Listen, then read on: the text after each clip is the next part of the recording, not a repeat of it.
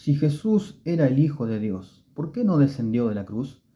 Bueno, cuando leemos los evangelios, por ejemplo Mateo capítulo 27, el versículo 40 y para adelante, vemos cómo la multitud de la gente en el tiempo de Jesús también los fariseos, los religiosos de ese tiempo, justamente le decían estas palabras. Si leemos en el capítulo 27 de Mateo, capítulo 27, versículo 39, dice: y los que pasaban le injuriaban, meneando la cabeza, y diciendo: tú que derribas el templo y en 3 días lo reedificas, sálvate a ti mismo, si eres el Hijo de Dios, desciende de la cruz. De la misma manera dice que los principales sacerdotes y los escribas y los fariseos y los ancianos le decían: a otro salvó y a sí mismo no puede salvar. No se puede salvar. Si es el Rey de Israel, descienda ahora de la cruz y creeremos en él. Y dice: confío en Dios, líbrele ahora si le quiere, porque ha dicho: soy hijo de Dios. Entonces vemos que, ¿qué es lo que ató a Jesús en la cruz? Primero vamos a ver si realmente Jesús podría haberse bajado de la cruz. Si él era el Hijo de Dios, ¿podría él haberse bajado de esa cruz? Claro que sí. Si encontramos, por ejemplo, en Mateo, acá nomás, en el Evangelio de Mateo, capítulo 26, cuando es arrestado Jesús y llevado y sentenciado a muerte. ¿Qué pasa? Él dice que un siervo del sumo sacerdote se acerca y Pedro le corta la oreja. El apóstol Pedro le corta la oreja y Jesús le restaura la oreja nuevamente, ¿no? Eso habrá sido un momento que Pedro jamás iba a olvidar, ¿no? Lo que hizo el Señor, le restauró la oreja, pero dice Jesús, le dice en el versículo 53, dice: ¿acaso piensas que no puedo ahora orar a mi Padre y que Él no me daría más de 12 legiones de ángeles? Pero ¿cómo entonces se cumplirían las escrituras de que es necesario que así se haga? Entonces vemos que Jesús podría haber, dice, orado a su Padre y enviado 12 legiones de ángeles. Ya con una legión bastaría, ¿no? Con un solo ángel bastaría para destruir a todos, a todo un ejército romano, ¿no? Pero dice 12 legiones de ángeles. Yo podría orar a mi Padre y enviaría 12 legiones de ángeles. También el Señor Jesús, Él era el Hijo de Dios, Él era el Dios eterno, el eterno Hijo de Dios, y tenía todo el poder para descender de la cruz si hubiese querido. Lo dice, por ejemplo, en San Juan capítulo 10, versículo 18. Dice Jesús: nadie quita mi vida. Yo de mí mismo la pongo y también tengo poder para poner mi vida y tengo poder para volverla a tomar. Entonces vemos ahí que Jesús, Él era el Todopoderoso. También relata el Evangelio de Juan que cuando es arrestado, le preguntaron: ¿tú eres realmente eres Jesús de Nazaret? Y él, cuando él dijo: yo soy, ¿no? O sea, dijo ese nombre de cuando como Dios se presentó a Moisés en la zarza ardiente, ¿no? Dijo: yo soy. Y dice que retrocedieron para atrás aquellos que venían a arrestarlo y cayeron en tierra, ¿no? Ahí fue una pequeña demostración de su poder, pero él se ofreció voluntariamente, no se resistió. Entonces, ¿qué fue lo que lo ató a Cristo? ¿Qué fue lo que lo ató a Jesús a la cruz? Que no descendió de la cruz, porque él tenía todo el poder para hacerlo. Pero él se quedó ahí en la cruz. 3 cosas son los que lo ataron a Cristo ahí en la cruz para que no se bajase. En primer lugar, su obediencia a la voluntad del Padre. En segundo lugar, su lealtad al propósito eterno. Y en tercer lugar, su amor por nosotros, los pecadores, por los perdidos. Primero entonces vemos su obediencia a la voluntad del Padre. Tenemos acá nomás en Mateo, cuando Jesús está orando ahí en el Getsemaní, y dice que su alma estaba, por ejemplo, en el capítulo 26 de Mateo, versículo 38, dice que él estaba entristecido de gran manera. Dice: mi alma está muy triste hasta la muerte. Quedaos aquí y velad conmigo, le dice Jesús a sus apóstoles. Y el 39 dice: yendo un poco adelante, se postró sobre su rostro, orando y diciendo: Padre mío, si es posible, pase de mí esta copa, pero no sea como yo quiero, sino como tú. Hágase tu voluntad, le dijo: Padre, no la mía. Vemos su obediencia a la voluntad del Padre. Y esta era la voluntad del Padre, de que Él bebiera la copa de la ira de Dios hasta la última gota. Vemos que su alma estaba triste, pero su agonía no era, si bien obviamente sabía lo que se le venía, el dolor físico que iba a tener que enfrentar, ¿no? Todo el castigo y el sufrimiento en su cuerpo, ¿no? Pero lo que a él más le angustiaba era esa carga inmensa que él tenía que llevar, porque él se tenía que hacer pecado por nosotros, él tenía que tomar nuestro lugar. Tenía que cargar una carga inmensa en sus hombros, ¿no? Que era el pecado de toda la humanidad. Todos los terribles pecados nuestros, tuyo y mío, tenía que Él cargar con todos nuestros pecados. Él se hizo pecado sin haber pecado, Él se hizo pecado. Y tomó nuestro lugar, Él fue nuestro sustituto en la cruz. Y eso es lo que a Él realmente le entristecía en gran manera, ¿no? Tener que soportar la ira de Dios. Tenía que soportar que Dios, el Padre, cargara en Él el pecado de todos nosotros. Él fue sentenciado y juzgado en nuestro lugar. El juicio de Dios que debía venir sobre nosotros fue sobre Él, ¿no? Y Él dice, Padre, si es posible, pase de mí esta copa, pero hágase tu voluntad y no la mía. Esa copa que es la copa de la ira de Dios, que debía ser derramada sobre todos nosotros, los culpables, los pecadores, fue derramada sobre él. Él bebió esa copa hasta la última gota. Hay una forma muy particular que tenían los griegos de matar a los condenados a muerte, cuando los que eran culpables y condenados, llevados a la muerte. Dicen que los griegos, bueno, tenían una costumbre muy particular. Ellos tenían una copa de veneno y eran, por ponerles cinco condenados, y tenían que tomar un poco cada uno el veneno y así iban muriendo, ¿no? Se la iban pasando y nadie era tan generoso de tomársela toda, porque el que se tomaba toda la copa, los demás quedaban libres. Era una forma que tenían los griegos, ¿no? Muy particular de matar a los condenados. Pero nadie se bebía la copa hasta el fondo para que los otros sean libres. Cada uno tomaba un poco y se lo daba al otro y todos morían todos, ¿no? Pero hasta que cuenta la historia de que una vez una sola persona hizo eso. Bebió la copa hasta el fondo, hasta la última gota, y los demás quedaron libres, porque era una costumbre que hacían los griegos, ¿no? Pero esto es para que entendamos un poquito nada más la magnitud del sacrificio de Cristo, de lo que Jesús hizo por la humanidad, por nosotros pecadores. Porque bueno, ese hombre dio su vida por esas personas, pero luego volvieron a morir y no estamos hablando de la salvación eterna. Pero Cristo nos salva de algo terriblemente peor que la muerte física. Nos salva de la muerte segunda, que es el lago de fuego, nos salva del infierno, del tormento eterno, que todos éramos merecedores, porque fuimos transgresores de la ley, todos éramos merecedores, estábamos bajo condenación, pero Cristo llevó la condenación en nuestro lugar. La ira de Dios que debía venir sobre nosotros fue sobre su Hijo. Entonces, yo te pregunto, ¿qué es lo que esperás de Dios? ¿Misericordia o justicia? Alguien puede decir, no, yo quiero la justicia de Dios, yo quiero que Dios me dé lo que merezco. Si estás esperando que Dios te dé lo que mereces, bueno, Él te va a dar la ira, te va a dar la justicia, lo que mereces. Y dice que lo que nosotros merecemos es la paga de nuestros pecados, es la muerte. Todos merecemos, somos merecedores del infierno.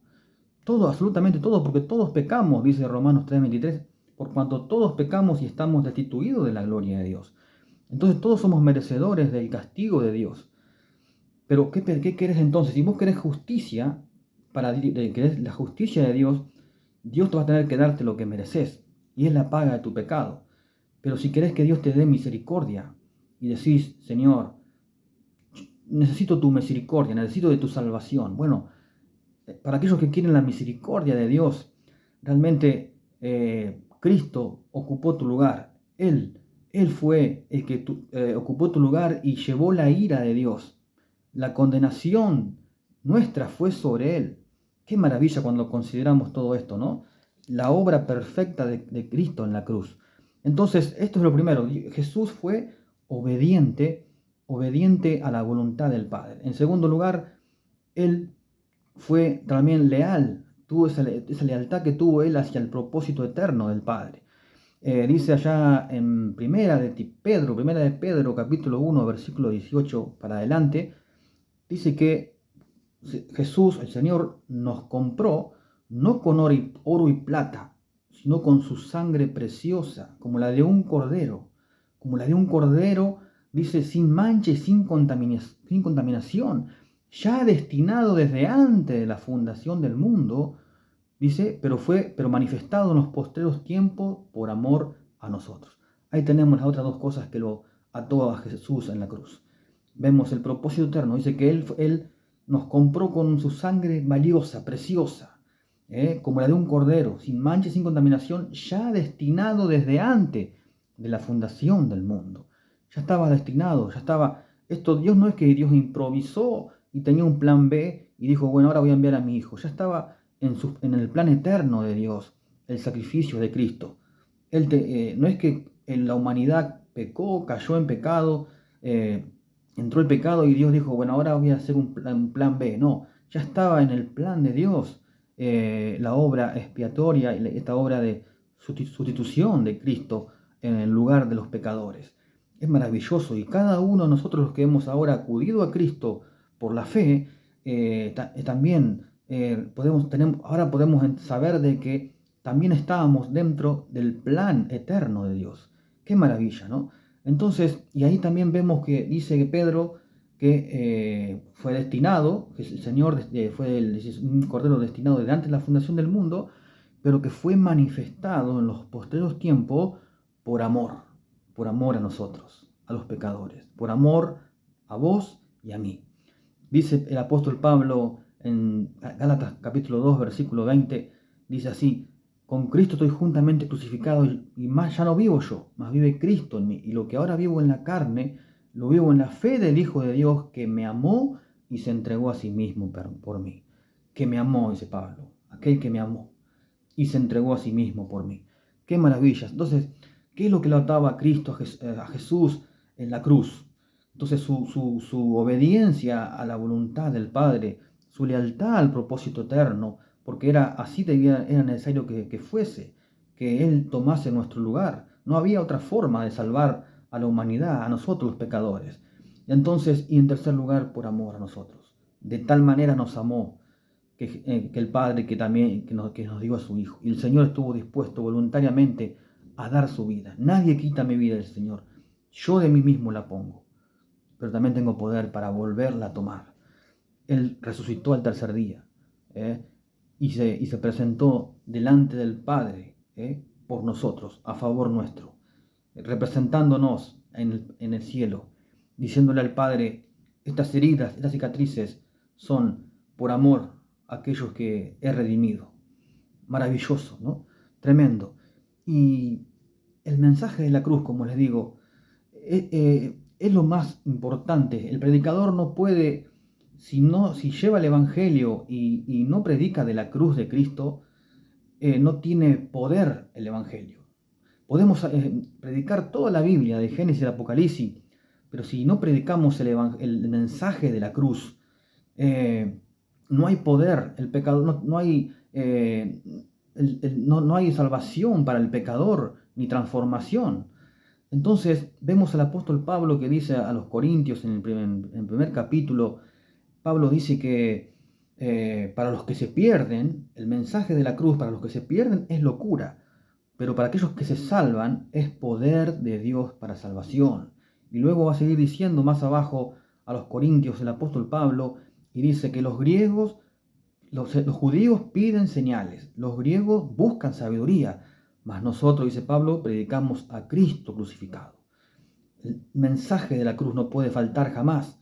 Eso es el mensaje de la cruz, el que tiene poder para salvar hasta el más vil pecador y transformar hasta el más vil pecador.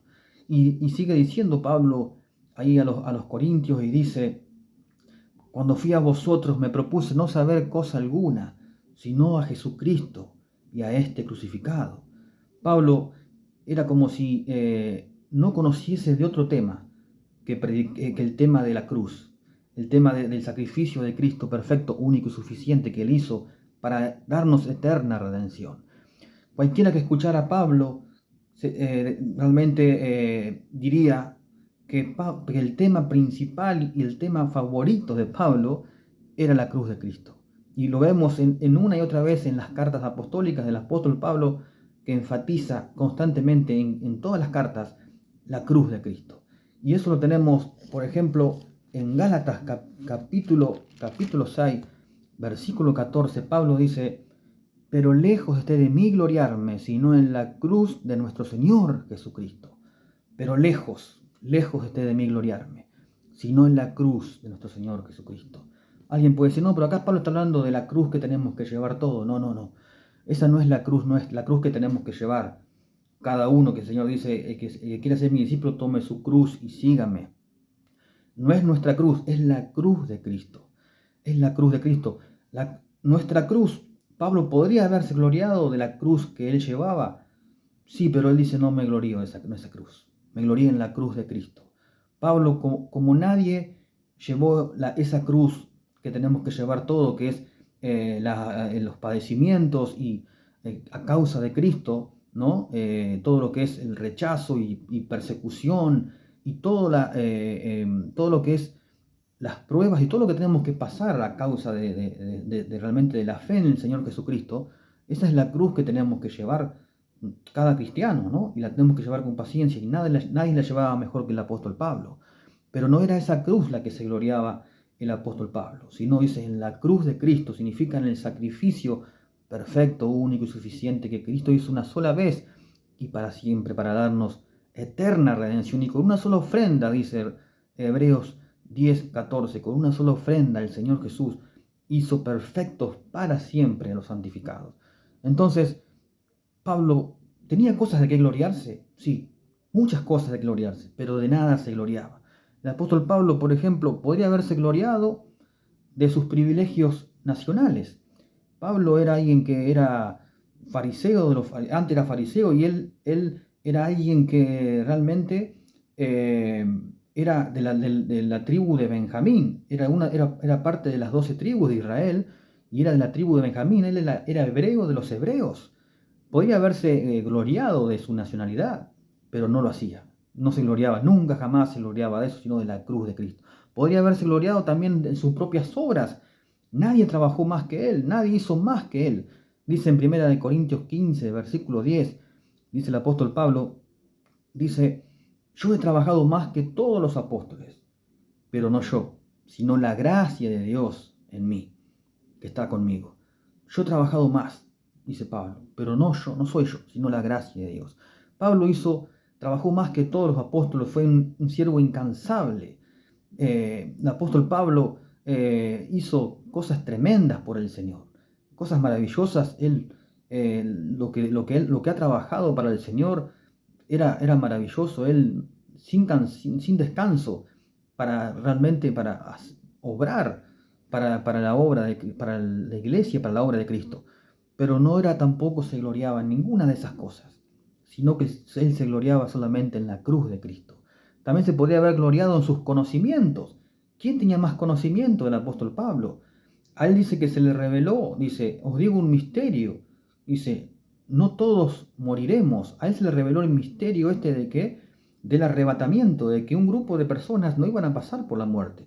Os digo un misterio, dice Pablo en 1 Corintios, también capítulo 15, versículo 51. Os digo un misterio, algo oculto que no le había sido revelado a nadie. El Señor me reveló a mí. Porque la resurrección de los muertos sí era algo que ya hasta el Antiguo Testamento se venía hablando de la resurrección de los muertos, pero de que personas iban a ser arrebatadas y transformadas sin pasar por la muerte fue algo que se le reveló al apóstol Pablo, ¿no? Entonces, a él también él fue trasladado, dice en 2 Corintios capítulo 13, él fue trasladado, arrebatado, dice, no sé si en sueño o en visión, dice él, al tercer cielo, y vio cosas que no se puede explicar, decía Pablo, no puedo, inefables, dice Pablo, palabras inefables. Entonces, Pablo tenía todo el conocimiento que nos dejó en sus escrituras, ¿no? La mayoría de las cartas son del apóstol Pablo, que nos dejó todo lo que es las revelaciones para la iglesia, ¿no? Instrucciones y revelaciones que el apóstol Pablo nos ha dejado todo ya escrito en sus cartas. Nadie tenía más conocimiento de él. Podría haberse gloriado de eso, pero él dice, nunca me gloriaré tampoco en mis conocimientos. Podría haberse gloriado en sus dones. Él tenía todos los dones, evangelista, profeta, apóstol, tenía pastor, maestro, tenía todos los dones, pero él no se gloriaba tampoco. Nunca, jamás me gloriaré, tampoco me voy a gloriar de eso. Él podría haberse gloriado también en su devoción que él tenía en la iglesia. Nadie fundó tantas iglesias como las que fundó él. Él fue por todo el imperio romano fundando iglesias, estableciendo iglesias y plantando iglesias y ordenando a los ancianos de cada iglesia, ¿no? Él podría haberse gloriado de su devoción que él mostró hacia la iglesia del Señor, pero tampoco, dice Pablo, jamás, nunca me gloriaré, lejos de mí gloriarme en todas estas cosas, sino en la cruz de Cristo. Y nosotros, o te pregunto, ¿te estás gloriando en algo? ¿Te glorías en algo para poder, estás confiando y gloriándote en tus buenas obras o en tu trabajo en iglesia o cosas semejantes? Realmente, y estás poniendo tu confianza en esas cosas antes de poner tu confianza en un Salvador perfecto, único y suficiente como lo es Jesús, en el sacrificio que Él hizo, que es suficiente y que basta con Él. ¿Estás poniendo tu confianza en otra cosa? ¿Te crees mejor que el apóstol Pablo para confiar en algún mérito tuyo? Realmente si estás realmente, si, ¿qué harías si estás en el lecho de tu muerte? Estás en el lecho de tu muerte a minutos de abandonar este cuerpo. ¿En qué vas a poner tu confianza? ¿En qué te vas a gloriar? ¿En qué te vas a apoyar? ¿En qué estás gloriándote? ¿Te glorías en las cosas que has hecho en tu vida? No sé, quizás tengas 20, 30 años ya de cristiano y te empiezas a jactar de todo tu trabajo, tu labor como cristiano. Y realmente, ¿en qué vas a confiar en esos últimos minutos de vida? ¿En lo que has hecho para Cristo? En tus obras, méritos? ¿O realmente vas a poner tu confianza en Jesucristo y decir, solamente mi jactancia y mi gloria está en la cruz de Cristo, en el sacrificio perfecto que Cristo hizo en mi lugar? Si realmente es así, vas conmigo y vamos con el apóstol Pablo, juntos, en la misma ruta. Vamos juntos con el apóstol Pablo. Estamos pensando igual que él. Que Pablo dijo, lejos de mí gloriarme, sino solamente en la cruz de Cristo, en el sacrificio de Cristo, que Él hizo una sola vez y para siempre. Pablo dice, yo, cuando fui a ustedes, le dice a los Corintios, no fui con palabras de sabiduría de hombre, no me propuse saber cosa alguna, sino a Jesucristo y a este crucificado. Este era el tema favorito de Pablo, porque sabía que el mensaje de la cruz era el que tenía poder para salvar y transformar al pecador. No hay otro. No hay otro mensaje. El Evangelio sin la cruz de Cristo no es el Evangelio, no es buena noticia. Así que si has llegado hasta acá, me encantaría que puedas primeramente orar por mi ministerio, orar para que la palabra de Dios corra y sea glorificada, ¿no? Que muchos lleguen al conocimiento, la verdad, y que puedas compartir este video con más personas para que la palabra corra y sea glorificada realmente.